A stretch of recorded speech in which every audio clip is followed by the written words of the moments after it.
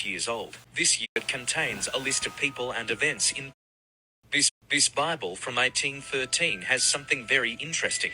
It is a facts page that contains a list of people and events in chronological order. It says that from Adam unto Christ are 3,947 years, and from the birth of Christ to this present year is 1814 years. Then the whole sum and number of years from the beginning of the world unto this present year is 5,788. It shows in the year 1814 the world really was 5,788 years old. This year, 2022, the Earth would be approximately 5,998 years old. So that information is amazing all within itself. But here's why it's so significant, and here's the other piece of the puzzle that's going to blow your mind. Paul tells us to remember one thing, that a day to the Lord is equal to 1,000 years. Now remember, in the book of Genesis, God says that he created the earth in 6 days, and on the seventh day he rested, right? Here's a writing from Barnabas, an early church father and the disciple of Paul that we read about in the New Testament. He says this: "Give heed, children. What does this mean? He ended in 6 days. He means this, that in 6,000 years the Lord shall bring things to an end. For a day with him signifies 1,000 years. And this he himself bears witness, saying, Behold, the day of the Lord shall be as 1,000 years. Therefore, children, in 6 days, that is in 6,000 years, everything shall come to an end." If you go on to read, Barnabas says that at this time Jesus will abolish lawlessness and wickedness off the face of the earth, and he says that he's going to do it through us, through his people. But first we have to be sanctified and purified so that he can use us to go and sanctify and purify the rest of the earth. Now some of you may not be aware, but this book of Barnabas was one of the lost books. What this is saying is, at 6,000 years, the work of God will be finished in his people. That the days of creation, though they really happened, was also a parable to reveal that us, God's creation, he will be finished with it in 6,000 years. Then it says he will use us, those who have gone through the sanctification process, to then sanctify the rest of the world. This is the great harvest that we read about, the harvest of the nations, the greatest and biggest move of God that the world in history has ever seen. William Seymour, the man who God used to birth the Azusa Street revival, he even knew about this final and greatest revival that the world would ever see. This is speaking about the restoration of all things. We read about it in the book of Acts. This is the grand finale. This is what every Christian has been waiting for. For the Lord will come back through his people and use us to restore everything. The Bible says that God will create a new heaven and a new earth. It says that when he returns, he will be glorified in his saints. This is Romans 8, where the Bible tells us that all of creation waits for the manifestation of the sons of God. Because when we are